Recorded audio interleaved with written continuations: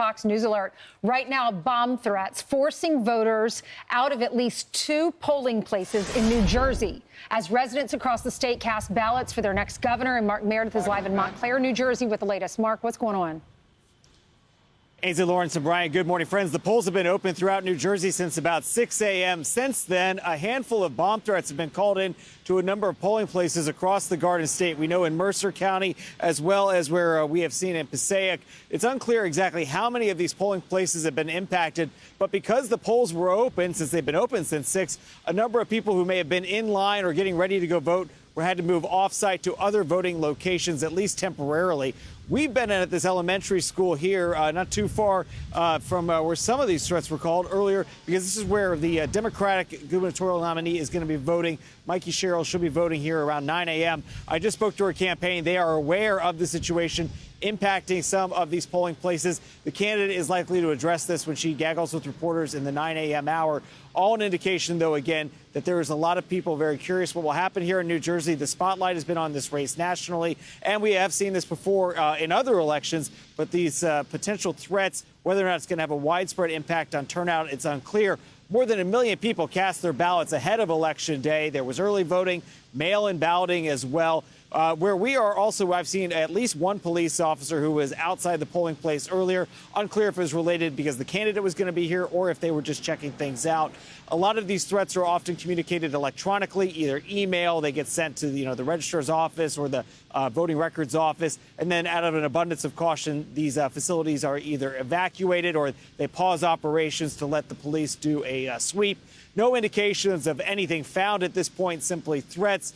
But on an election day like this, given, of course, the political climate that we are in as a country right now, officials across New Jersey are not going to be taking this lightly. And I'll let you know if we hear from the Chitterelli campaign. He was with Fox and Friends in the last hour at a restaurant, so we know he's been out on the trail as well. These candidates have plenty of security. It's interesting to see personally, because when we go out to these events, before, back in the day when you were an unelected governor, you would just go out as a candidate, go out and shake hands. And now at these high-profile events where there's media, where there's a lot of public notice, we do see a lot of security. And as I mentioned, we've even seen security at this polling place right here behind me. Friends, back to you. Now, Mark, real quickly, and I know this is a fluid situation, are we talking about multiple threats from the same source, or are these multiple different areas of threats? I know there was a high school in Trenton. I believe there was another polling place in Mercer County.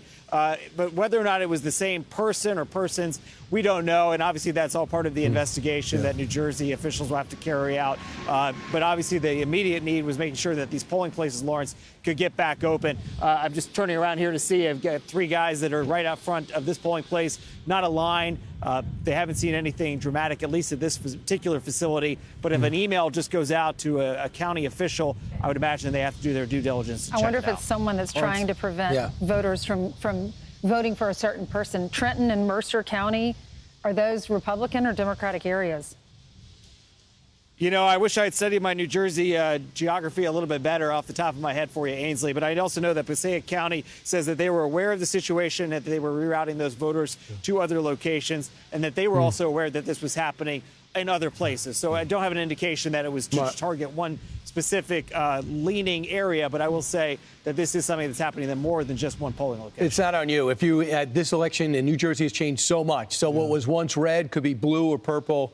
So we'll just be looking back anyway. Yeah, thanks, Mark. About that, Mark. Thank you. you. This is what bothers me. I know so many people before they go to work have a small window to vote. And if they're bomb scary, can't go in, I'm not voting because I got to get to work. And you know what else? Republicans vote on Election Day. Most of the Democrat votes are through early voting. So we don't know anything right now, but I'm just saying it's going to impact the Republican vote in some way. Please show up. Law enforcement out there doing their job. I'm Steve Ducey. I'm Brian Kilmeade. And I'm Ainsley Earhardt. And click here to subscribe to the Fox News YouTube page to catch our hottest interviews and most compelling analysis.